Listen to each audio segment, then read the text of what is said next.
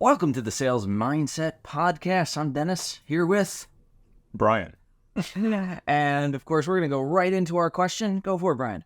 Yeah, so the question of the day is, what leadership qualities and strategies are essential for guiding and motivating a successful sales team? Okay. Here's one for the sales managers or anyone who's looking to get into sales management out there. I subscribe to a lot of John Maxwell when it comes to leadership. And what I want to talk about is John Maxwell's 5 levels.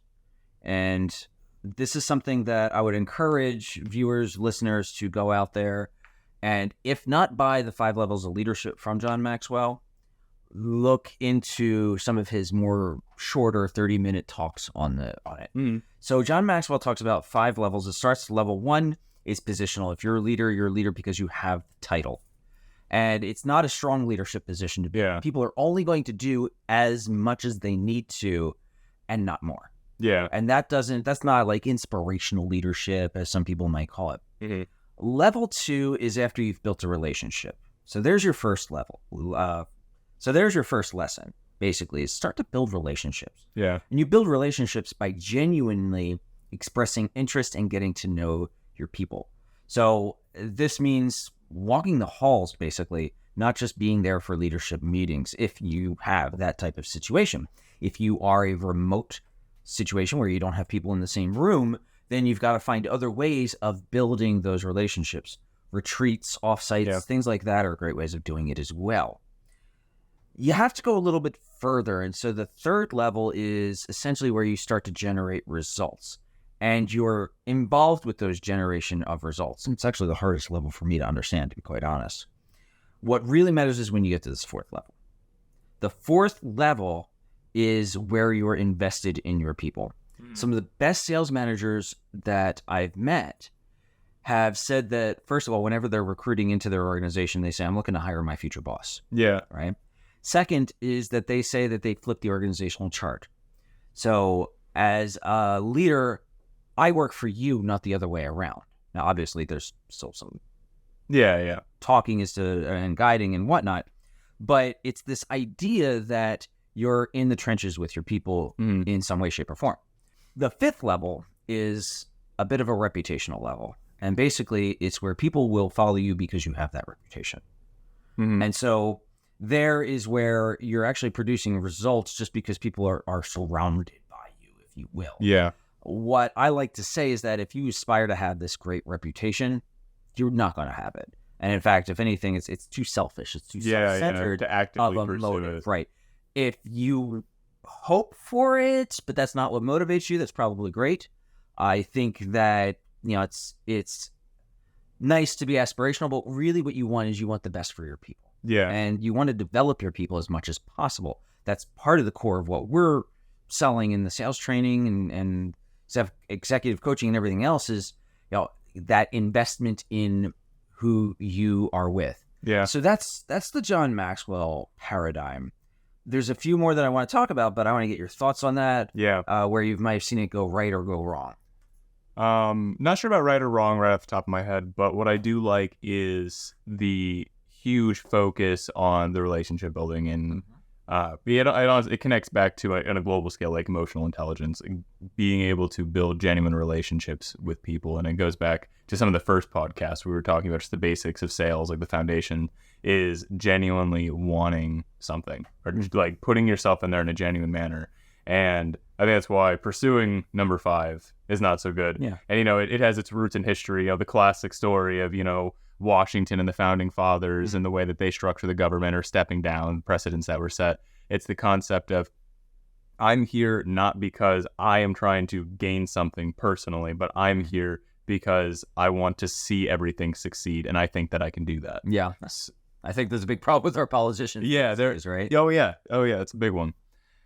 And I like that idea a lot, and the way I like to think about it is, like you said, I work for you, not you work for me. And that as a leader, you're in the trenches and you work just as hard, if not harder than anyone else, to build the environment where your team is succeeding. So like your job isn't necessarily every single little thing in the organization, but it is to make sure that you are doing what needs to be done for all of you, for your team to be comfortable and have a good environment for them. Fantastic. So the second one, there's a few I want to pick from. I'm going to talk about Jocko Willink and the dichotomy of leadership. And this is very much related to extreme ownership as well. So I'll say, and this isn't Jocko Willink, this is me saying it, leaders will take blame and give credit. So if something goes wrong, a leader will say that that's my fault. Yeah. I did something that created a situation that allowed this major failure to happen, right? But when things are going well, credit has to go to the whole organization. Yeah. So in that, when shit hits the fan, the good leader will say me. When things are going well, the good leader will say us or them, right? And so dichotomy of leadership, and the way Jocko Willink handles this, so dichotomy of leadership is you have to take a risk and let your people do stuff. If you don't have a succession plan in any way. And I think that's important for any organization is what do you do or what are you doing so that you're reproducing yourself? Yeah. That's actually a John Maxwell phrase right there. So that the organization exists without you. Yeah. Anyone who's read Jim Collins' Good to Great understands that one of the things that good leaders should be doing is some form of succession planning so that the people are empowered to run the organization without them. And realistically, that's what you really want, especially if you're entrepreneurial. You want to be able to step away from your business for a couple of weeks, and it should not fall to it shouldn't as a result. Shouldn't break. And so a big piece of this that Jocko talks about in dichotomy of leadership is that there's this huge risk that you take, and you're talking Navy SEALs when you talk about Jocko Willink, huge risk you take by delegating. But that's exactly what you have to do. As a leader, you cannot be all things. You have to hire the right team and put the team in place, especially the team should be picking up for what your weaknesses are. No leader is all-encompassing in terms of strengths. We all have our weakness. If you think about the DISC profile, someone who's high D, high I might need to be partnered with someone who's a bit more high S or high C to balance that out so that the organization has all bases basically covered. Yeah. Where there isn't a huge deficit if something's missing. Exactly. And so you've got all the different personality assessments that you can use to look at that. If you don't like DISC, you can look at 5-factor. You can look at Clifton Strengths. I'm not familiar with Clifton Strengths, but you can look at that among others to say, okay, what are we missing in our organization? How do we balance this out? How do we develop those leaders to have certain traits that we're missing in this organization? So the big piece that I'm putting out here for this next chunk, though, is you have to give them responsibility. You have to give your people responsibility. You have to look to see who should be moving up in that organization. I don't think any good leader will look at what they do for an organization as how can I just chew through these people? Yeah. You should be saying, how's this person going to become a leader? How's this person going to become a leader? How's this person going to become a leader? Mm-hmm. See their potential or help nurture it in that. Well, I see their potential, nurture that potential. Yeah. Create the environment. So in that, to motivate someone, so think about motivating someone. You've got intrinsic and extrinsic motivators.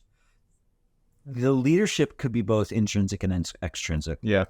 I'd be cautious about extrinsic leadership motivation because now you're talking about someone motivated just by the title, and they're going to be a positional leader. Yeah. If you're looking to put people in charge of other people in your organization. When it comes to producing, part of it's going to be looking at the intrinsic motivators. So for the example, you pull someone on. One of the questions I'm going to ask is, why did you want to come into this organization? Yeah. Beyond the commission or the paycheck or anything like that. And if you recall, one of the recent answers was, well, I want to learn so that I can do this later on. Yeah. And so that's going to, anytime I'm talking about learning the sales method that we do here, I'm going to feedback. Don't forget, this is going to help you in what you eventually want to do. And that helps you kind of understand the team's motivations and kind of build your roadmap around that as well. Yeah. I think one of the hardest things to do in that position is, like you said, you need to allow for responsibility, but you also need to watch mistakes happen.